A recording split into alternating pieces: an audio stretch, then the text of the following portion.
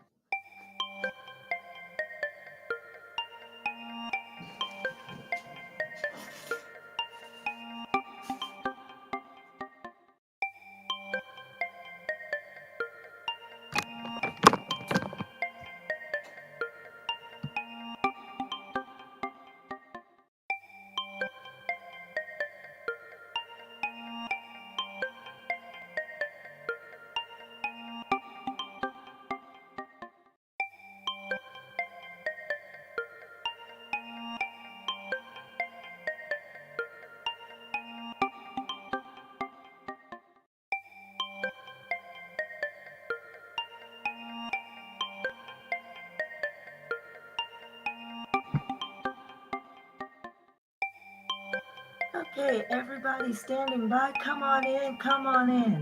Please feel free to join and subscribe at All for Success. We're going to get started here in just a few moments.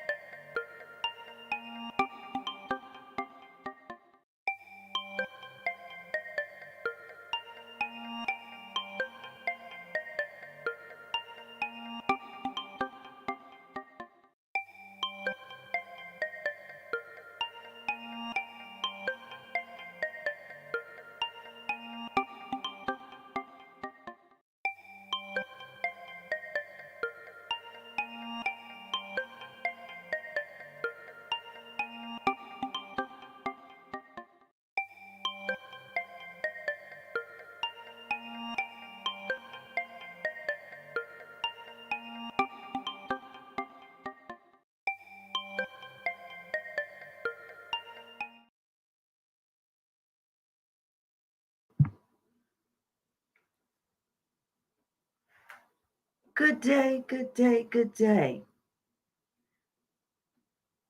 Hope all of you are doing well this morning. This is a chance for you while we're getting set up here to wake up, get your coffee. You can, of course, make yourself something really tasty to enjoy while we have a few minutes here and we're going to chat a little bit about, of course, what is my favorite topic, the wonderful Harry and Meghan, and many of the things that they are dealing with, and how to look at some of those things um, from the view or the eyes of a mother of adult children. I want you all to know a lot of times that is, of course, going to be my perspective on what I see happening. So I'm hoping that you all will enjoy. Sit back, kick up your heels. We got a moment or two to relax before you got to jump out and start doing a lot of errands. That is, if you're on the same timeline I'm on and it's early Saturday morning. But for those of you who might be on a different timeline, you're either going to be relaxing now or getting ready for the evening. So, one of those things I wanted to mention early this morning is I want all of us to get out there, get our walk in or get our bike ride in and get our physical activity in. Like I said, mothers of adult children. So that means we need to stay as much as we can, try to stay fit, try to pay attention to our health, listen to what our bodies are telling us. Most of the time, my body is telling me I need a nap. But hey, over that, I'm trying to do a little bit better, eat a little bit better. Um, Incidentally, this is completely unrelated. I have found that I really need to look at what I eat, the food that I'm eating, and the vitamins and the mineral content, and how those levels are supposed to be in order to better balance out what my body is doing with all the nutrition that it's getting. I found out I had a doctor's visit recently that there are just a lot of, you basically need to be a chemist in taking care of your body. And it's one of those funny things that when you're young, you know it anyway.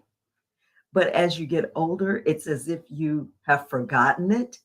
You knew this all the time, but it's like you forgot it. So I'm finding out that there are things I need to look at and pay attention to. Of course, iron and vitamin D and calcium and vitamin C, basically everything.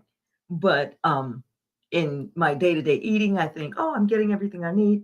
But I'm finding out that actually the combinations are not being put together in a way that is helpful. And that is terribly sad. But, what can we do? So, anyway, just make sure that all of us, we stay fit. Try your best to keep yourself active. Um, I try to do a few steps, maybe about a mile or so a day. And I encourage everyone to join in on that same adventure as I am learning more and more about staying fit as I get older. And I know what I have also noticed is there are a little bit different processes. But anyway, we'll talk more about that maybe some other time. Who knows? Maybe I'll even do a live or a chat where it's primarily what we need to do to stay healthy. Now, with that being said, what I'm going to do is start to move on over to the recent or what we heard about or things that may have happened over the past week or two. Again, where the topic of Harry and Meghan has been leading to recently. Um, we have noticed, of course, in the media hype land that the UK media, oh no, they have not begun to lay off. Oh no, not at all. However, I have noticed a trend. I generally check in with about 2 or 3 media sources in the UK early in the morning. So, what we do notice is that there are some of the diehards that are still on the Harry and Meghan have done all the evil in the world hate train. But now, every now and then, they're sprinkling in a dissenting voice. Now, when the dissenting voice shows up, of course, they immediately start talking all over top of the individual. You know, it's amazing to listen to them. As soon as the conversation starts with someone saying anything positive about Meghan and Harry, or if they in any way imply that they understand what Harry is going through, or that they are perhaps um, siding with him in the media, if there's anything like that said, the moment it comes out of their mouth, that other commentator is going to immediately cut them off. Just start talking loudly and running off at the mouth as soon as the words indicating something positive. So we're going to back up, and then what we'll do is we'll dig down through some of these things maybe later in the week, because here on this channel, one of the differences about my approach in having this little short form, and I do hope some of you, I hope many of you actually will begin to enjoy it, and I do hope that I can get that subscriber list going. What I am looking at is taking many of these things in, but giving the time that is needed for the actual story to develop, or for the perhaps resolution or their approach to the story to develop. As we have all noticed, Archewell and the media representation of the couple, they generally do not immediately make statements immediately after an event or immediately after any particular comment. Many of these things actually go almost not responded to. And it's interesting that sometimes that's their approach, because of course, many of us who are familiar with how many of these royal stories are out there in the world, we realize that for the royal family, their overall claim was that they didn't respond to things.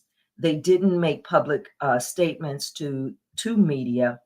And in general, if they were accused of something, or if there was a story about them, they neither would go out and confirm it, nor would they deny it. It would be very rare that they would respond to it at all.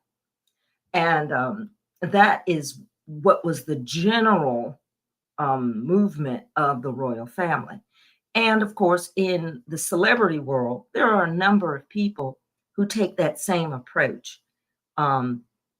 They will have tons and tons of stories out there about them, but you will find that most of the time they generally don't make a comment to the story at all, unless of course it involves something that would incorporate another person, or it could be harmful, depending on the level of the story.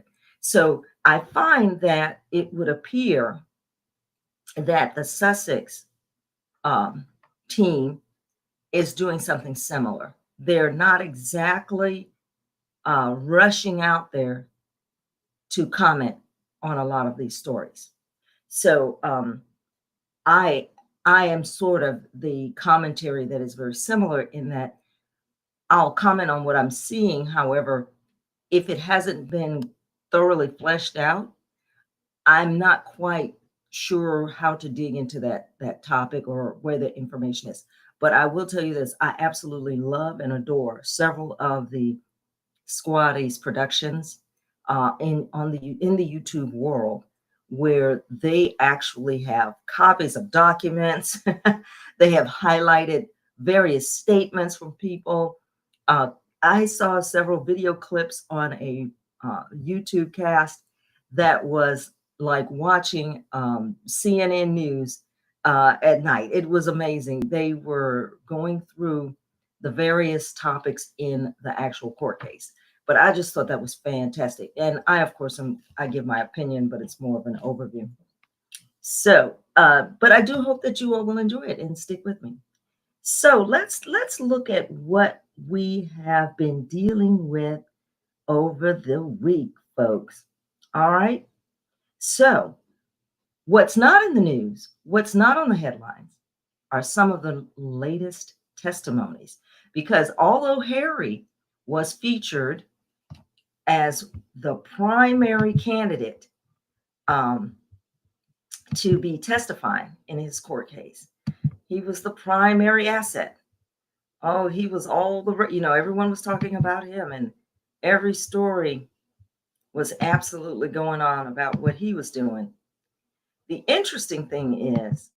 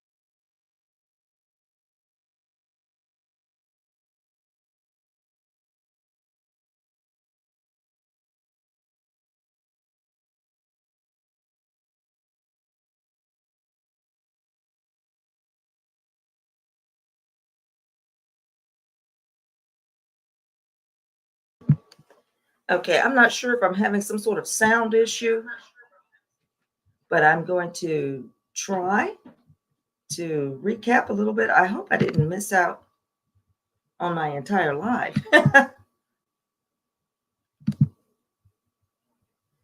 but it's possible. But let's see. Let me back up.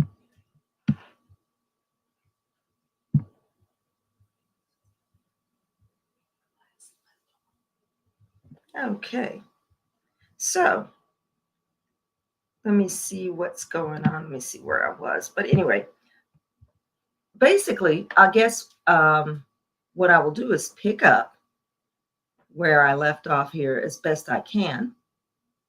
But what I was getting at was the fact that, and I'll just say it one more time, the media coverage of the current court cases is very small. It's very thin. You're not seeing a lot of interplay and interaction. You're not seeing a lot of commentary in the news about every sentence that a person is saying and everything that's being mentioned. What you are seeing is more of an overview. You're seeing more of an overview of how the media is focusing on everything else now, everything else that Harry is doing, saying where they're going, where's Meg, all of this. But they haven't gone back to the courtroom to continue the press coverage of what's being said and done in the courtroom.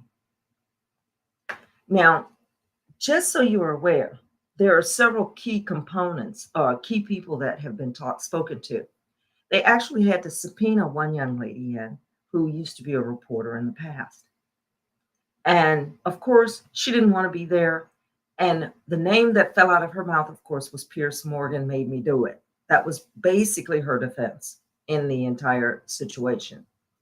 And what they're trying to imply is that Harry doesn't really have any proof that someone took his phone messages or listened in on his phone calls because Harry can't really prove it.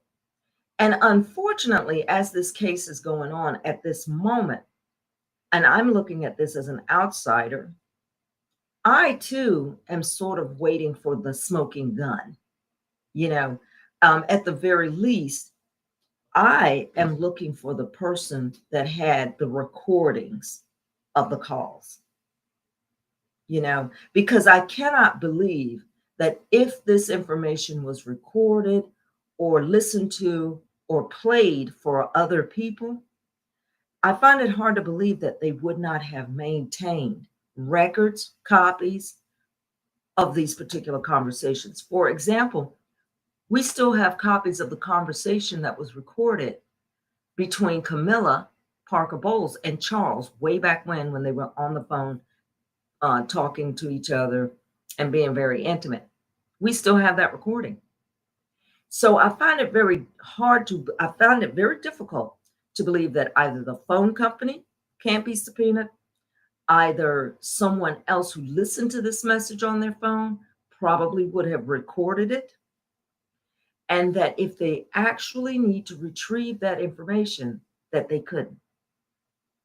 So at the moment, we're still looking at this situation from here's what was written about me, but Harry is basically saying, but I didn't tell anybody. So how did they know that? And he's basically leaving it to the world to say, you figure out how they knew that because I didn't tell anybody. And that I find to be a very precarious place to stand. It's a very precarious place to be. But I'm going to kind of hold my breath, hopefully, while watching this court case to see if that will flesh out a little bit more.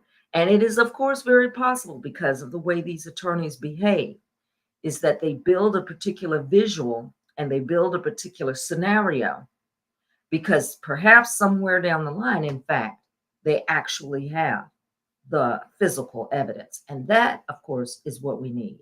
the physical evidence. Aside from a confession, you need the physical evidence. So I'm looking for that. I'm looking forward to that.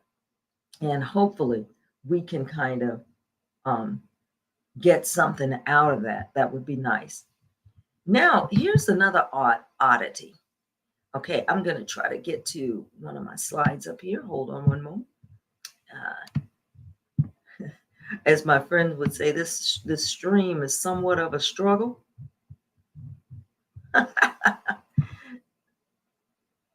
Okay, so look, I tell you what, I don't have any kind of order going on here.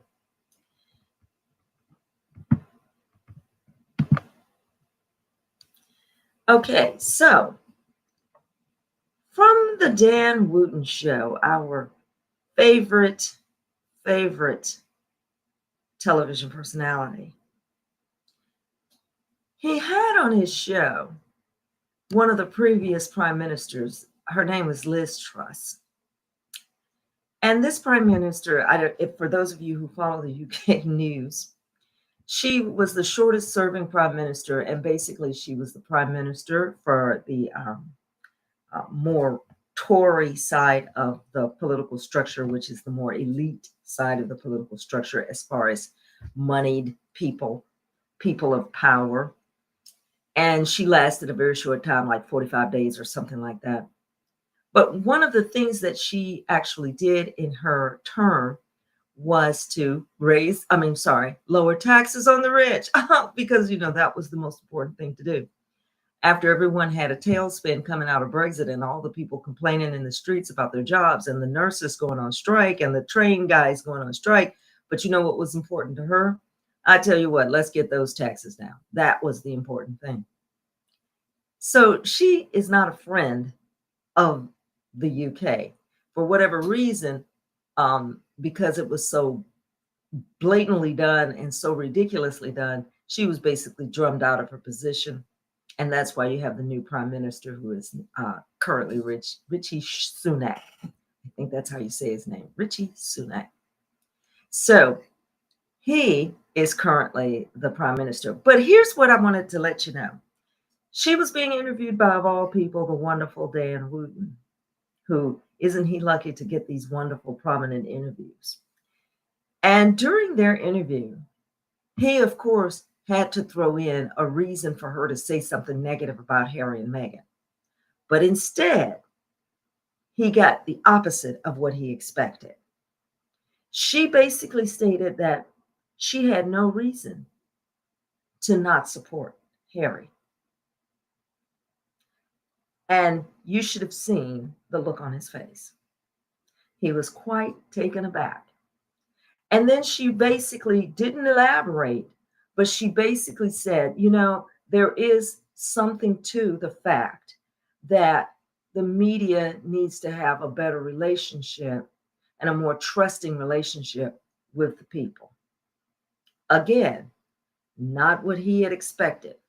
So for those of you who have time and you want to have some fun, go back and take a look at that interview, because it was the usual, pomp and circumstance and her basically saying that she was really a good person. But that statement from her was somewhat unexpected, because believably in the UK, most of those who are Tories, the older, settled in, what we call old men who basically hate women in general, their whole pitch is, let's just hate Harry and Meghan because he's destroyed everything.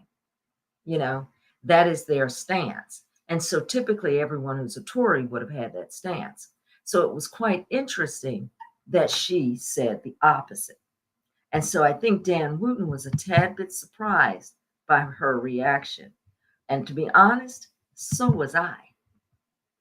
So I want you all, if you ever get an opportunity, to kind of look at that and rate how you see her behavior. Now, another person who was interviewed, and this person was almost very animated in their support of Prince Harry and Meghan. This is a Carolyn Flack here on the left, and her mother with the lighter blonde hair.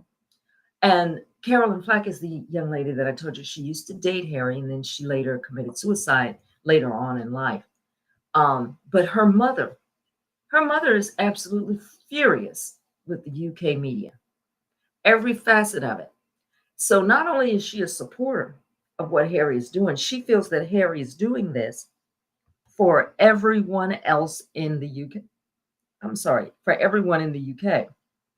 She feels that Harry is actually representing the people. Now, trust me, people, the UK media is definitely not going to let that kind of thinking get out and be too thick. Because if that type of thinking gets out too much, well, they could be dangerously close to some sort of movement, against all other people in the monarchy except Prince Harry. But here's what's happening. Slowly, just like a slow boil, all of us that are watching, you're beginning to see more of this. We're beginning to hear more of this.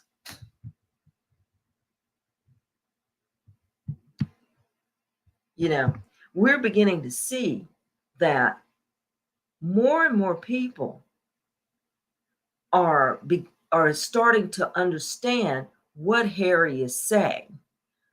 Now, he's going to always have the antis or the detractors. And as you know, the UK prominent people are slowly trying to infiltrate the United States and the United States organizations. Of course, the Heritage Foundation was easy. I mean, that's another batch of old men who hate women, right? They support all of the causes in current day America that are anti-women, anti progress. These are the people that believe progress is a dirty word. So it's no doubt that they would infiltrate the Heritage Foundation. After all, in some worlds, the Heritage Foundation is as un-American as you can get. Okay, but that's another story. But in their view, Harry's visa application needs to be investigated. And they're just sitting around the table trying to come up with ways to keep them distracted. They're trying to attack them with this and attack them with that, make them be fearful of everyday living, right? They want them to be scared to go outside, scared to do the next thing, and afraid that at any moment their entire world can implode, as if no matter what the destruction, they wouldn't be able to survive it, right? But we can see, for all of us that are watching, we can see that that is their goal. Their goal is to tear them apart. So that is another person who has started to make the rounds in the UK media. And I believe she is going to be believed when she tells her story. And of course, I don't think they want to have much of that going on. So now from the heavy, we're going to move on to some of the lighter stories. Now, after he got back from his court cases and, everybody revved up and they had a bunch of birthday parties and they went on a bunch of bike rides, Harry and his team then went on to participate in what was the local, local warrior games here. So I'm going to try to find a slide for that. And I'm sure I have one up here. Yeah, there we go. So they went to attend what is the games that are in preparation for Invictus. And those games are some of the games that are done with the veterans that were wounded, and some of them participate in all of these different sports. And this was the floor volleyball game. And so, as you can see, Harry attended this game. He went out to feature in San Diego, where they were actually competing for the silver medal and the gold medal and all of that, because they're preparing to now go to Germany for the Invictus Games. And so he was at that, And he kind of opened it up to, speak to the people. He passed out some medals, shook hands, backslapped, did some belly rubs. As you can see in this photo, of course, some of the young girls that came over and had an opportunity to meet him, it was exciting to them. You know how they are. And so he chatted with them a minute. And of course, I'm sure to the chagrin of the UK, he's seated there next to one of the Navy admirals and also one of the four-star generals who is in the line for Joint Chiefs at, here in the United States. So, of course, I'm sure the UK would like everyone to think no one wants to talk to Harry. No one wants to be with Harry. Harry doesn't have any friends. And they want all of that to be going on. However, Harry seems to be doing moderately okay. He's busy and he likes to stay busy. And so he's going to be getting ready for the Invictus Games. And so that is where they were. And they had a great and marvelous time. So we're all going to support that, hopefully. And I tell you what, if I had a ticket to Germany, I would absolutely take a flight and go over there myself. And so basically, this was the origin of sort of how he got himself involved in the Invictus Games from the beginning. This is when he was young. And what was he doing? Out there himself, playing and being a sportsman as he enjoys doing. And he was having a great time. And luckily, he has maintained his connection with the Invictus Games. And you know what? I think the soldiers and the veterans, wounded warriors, are all the better for it, because that is a phenomenal adventure to advent to support. The Wounded Warriors program is a huge program. I mean, many of these soldiers go overseas. They participate in all of the jobs that they need to support whatever actions are happening all around the world. And often accidents happen as well as warfare. And many of these folks sometimes get wounded and they get hurt. And many of them sometimes get very depressed and they get to the place where they feel that there's nothing else out there for them to do, that they feel they don't have any other value. That's one thing about being in the military. When you are in the military service, no matter how stressful or how contentious it might be, or no matter what might be going on while you're in the military, it becomes a family. Actually, I should say not a family so much as it becomes your community. What you do, the reason that you get up in the morning is going to be because of that community. And so when you are locked in that lifestyle and everything around your lifestyle, surrounding your lifestyle, is military service, it can be extremely jarring for those who become injured or hurt or end up in a situation where in the middle of their career, all of a sudden, they can no longer do what they have been trained years after years after years to do. You know, I watch the training sometime for many of these guys, and you'll see them. They're out walking with their backpacks, and they're doing the 10 miles, and then they're running and they're jumping. They do so much, and then all of a sudden, in 1 day or 2 days, you realize all that goes away. So that can be extremely, extremely mind blowing and extremely disheartening. So we're going to support Harry, of course, because he supports them, and that is a wonderful thing to do.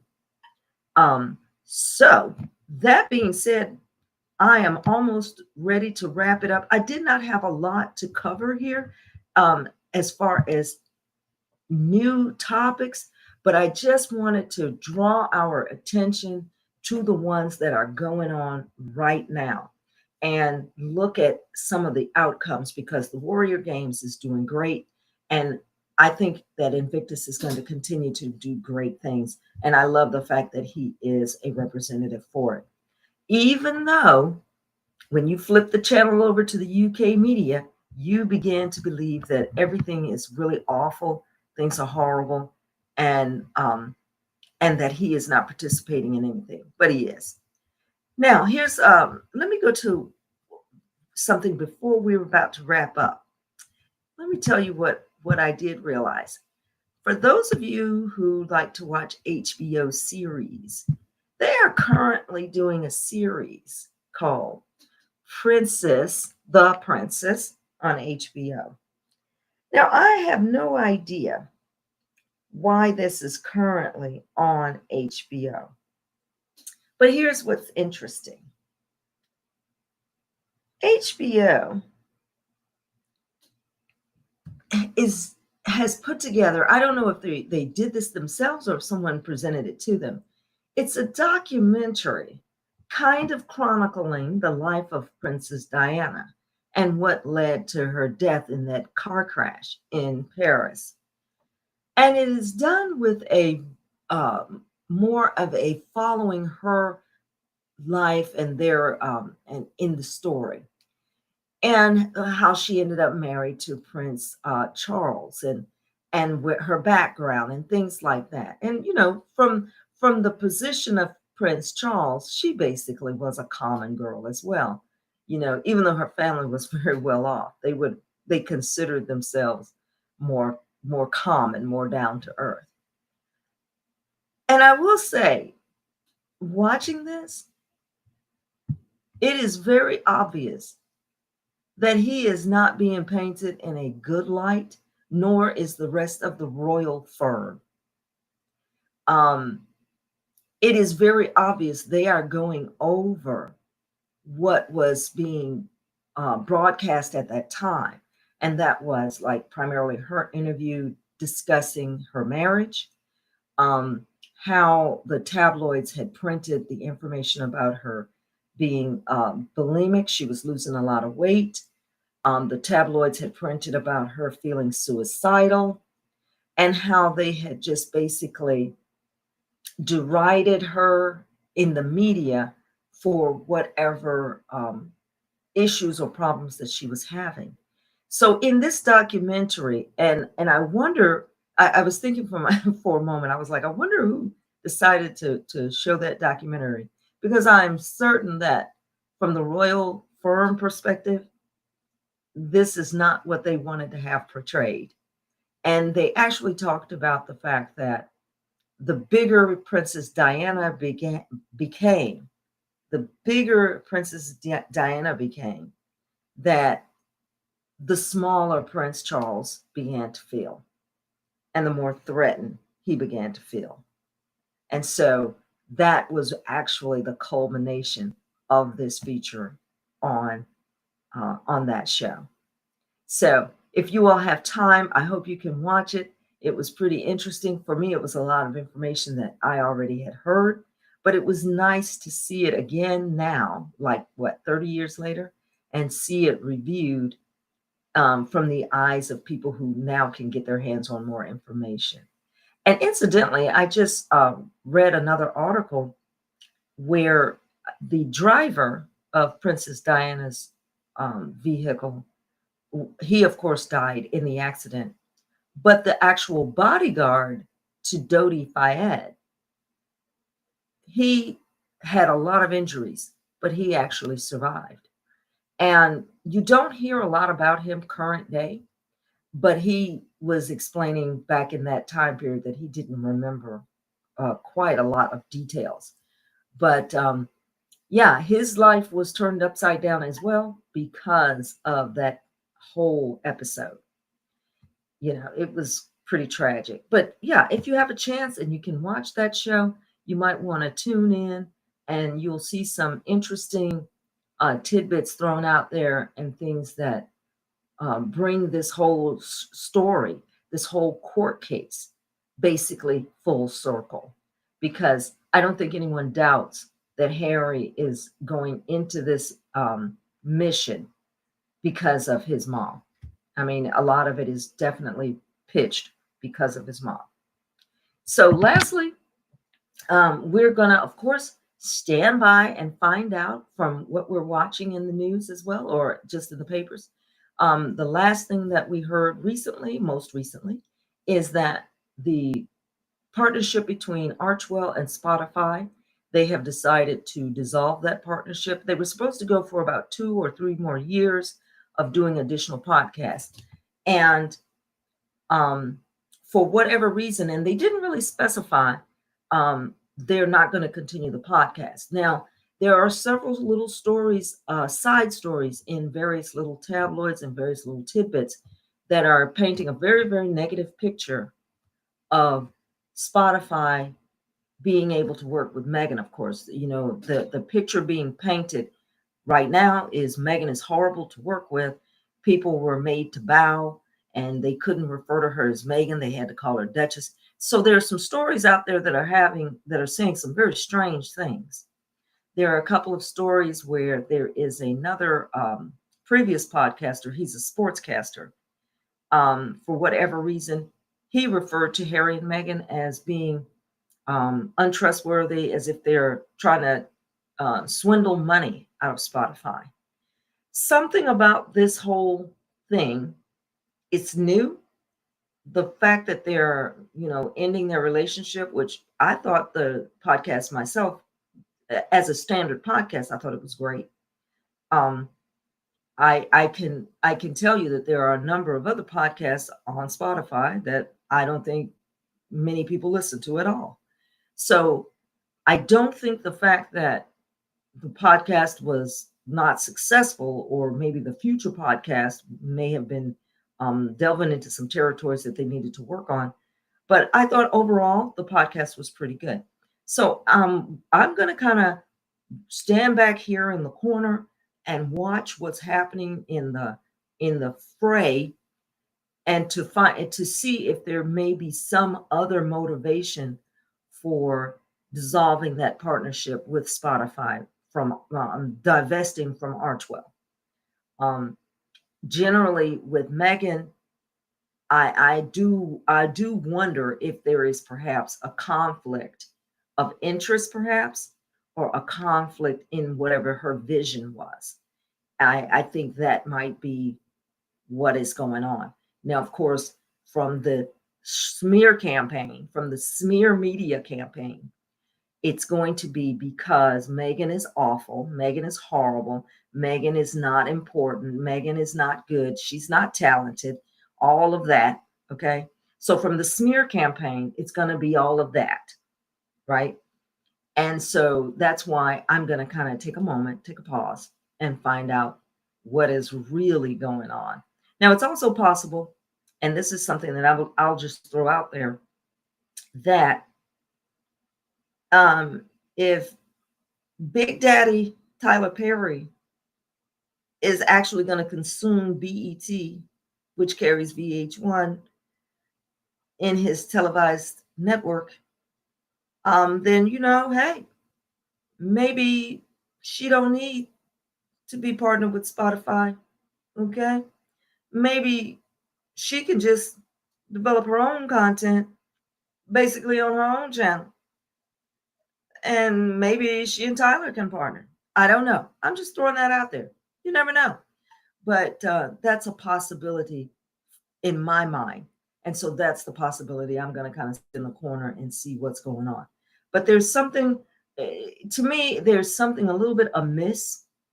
Like I feel like there's a chapter missing, other than the chapter of they didn't develop enough content, or she didn't have enough interviews to do. I mean, if that were the case, she could have just started calling up people that she met at all of these different charities. So I don't think that's the case, but we will see. Once again, folks, I'm going to tell you, thank you all for tuning in. Thank you all for listening, as I am still trying to develop this wonderful channel. I am hoping one day I had a really good amount of people show up in the channel. So you guys comment.